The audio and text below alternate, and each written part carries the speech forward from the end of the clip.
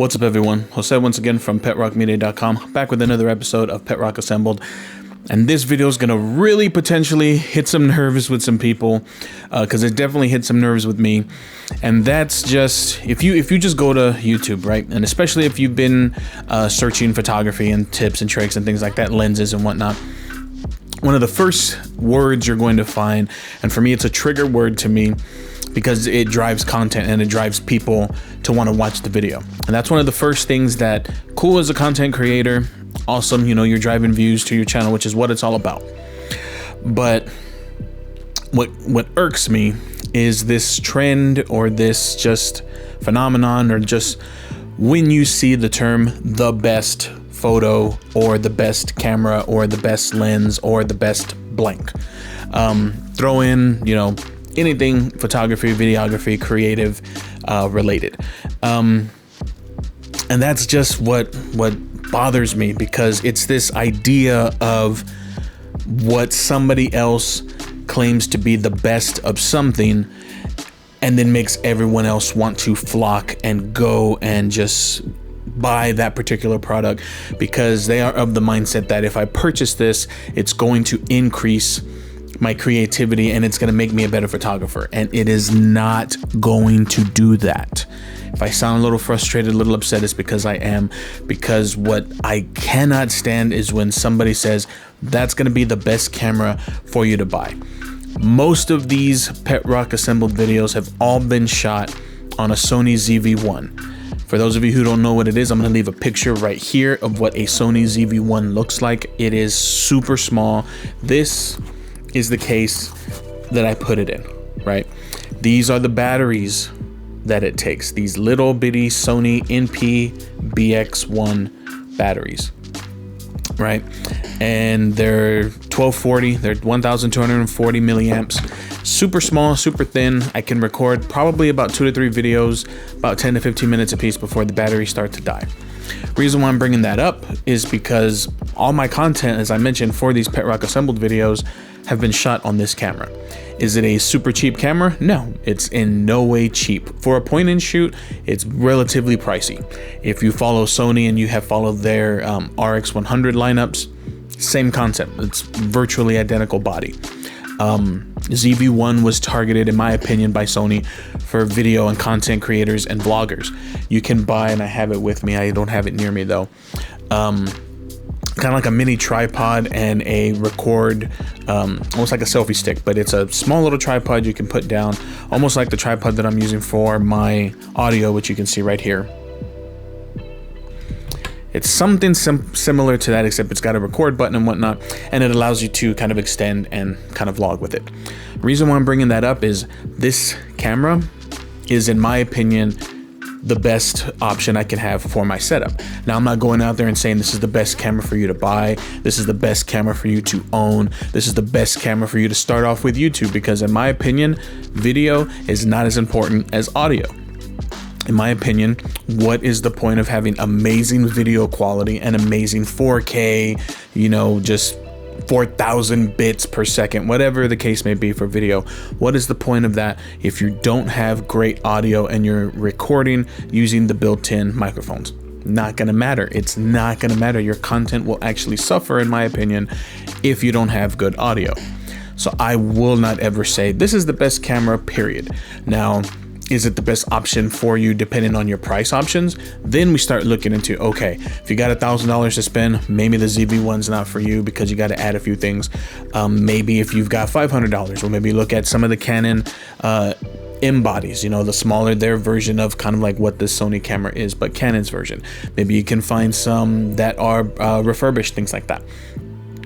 But that is my point, is that when you say this camera is the best for you, it is already starting on an extremely biased and just self-centered, self-concentrated opinion, because it fits your style. It does not fit everybody's style. But the misleadingness of you stating that this is the best, period, is what I have a problem with.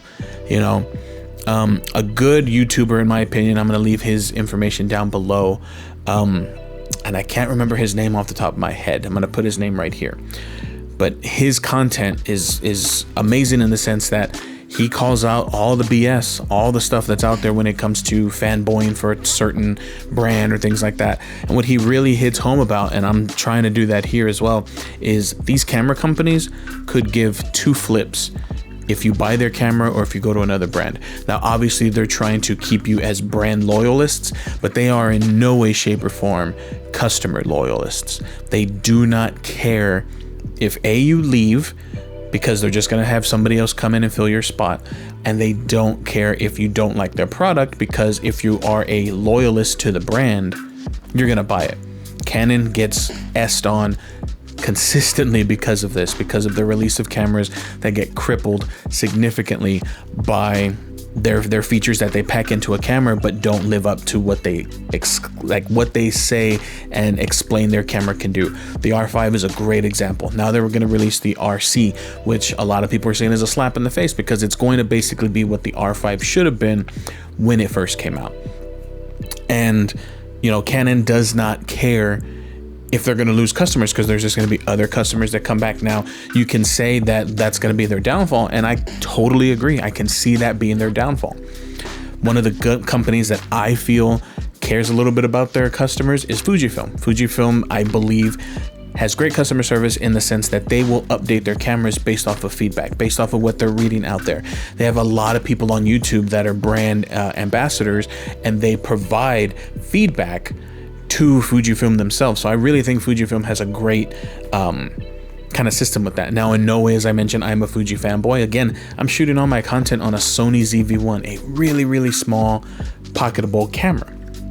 I have a small ray cage on it, so it doesn't make it super pocketable, but still, I digress with that. Point is that there is no such thing as a best camera, period. There are best cameras for the job, and they're best cameras for you based off of budget, based off of lifestyle, based off of what you're going to capture, all of that kind of stuff. When someone states that this is the best camera, you need to take that with a grain of salt, because it's not always going to be the best camera for you. There are many times that people purchase a camera and they think it's going to increase their photography. It's not. It may increase the resolution.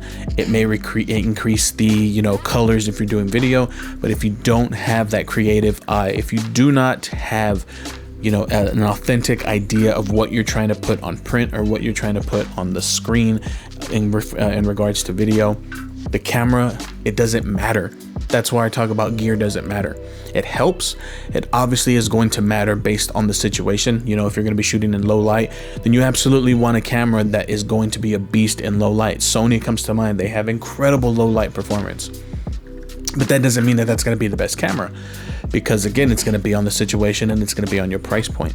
So you absolutely need to take all of that in consideration, right?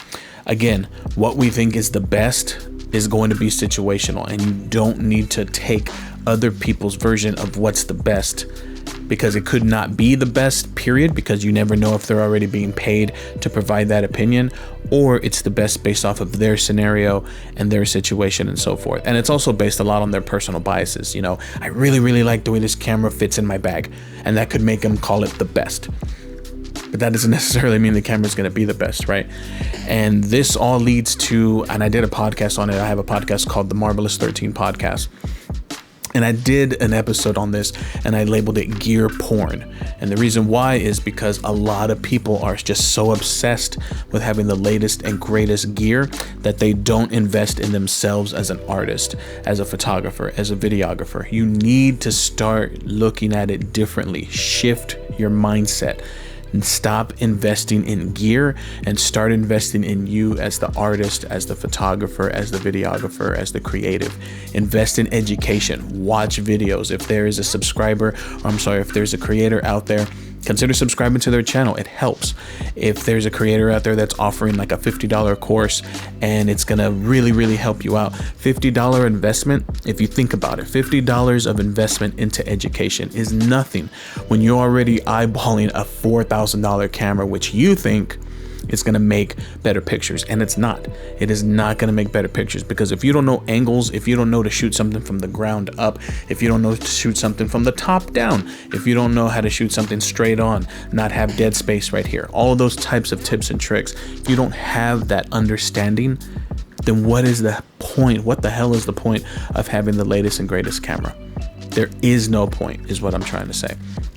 So sorry, I've been running roughly 10 minutes. This really irked me when I read that stuff, because it bothers me, because it gives others the sense of, if I purchase what they are saying is the best, then it's going to somehow make me the best. And that does not always translate. Can it help you? Absolutely. But it's not going to make you the best. It's not the best for your situation unless you've tried it out, you've tested it, and it could be for you as an individual, because you are unique when it comes to your style, when it comes to your vision, when it comes to what your eyes see. All of that is specific to you. So as we go through this whole what is the best and what helps me, it's going to be based on you yourself as that content creator. So again, for that podcast, I'm going to leave a card up in the corners. I forgot which one it goes to, about that Marvelous 13 podcast episode that I talked about gear porn. So I would really appreciate if you could check it out. Just check it out and see if it's something that you agree with. Let me know down in the comments what you think about when it comes to all of this best of and best camera gear and things like that.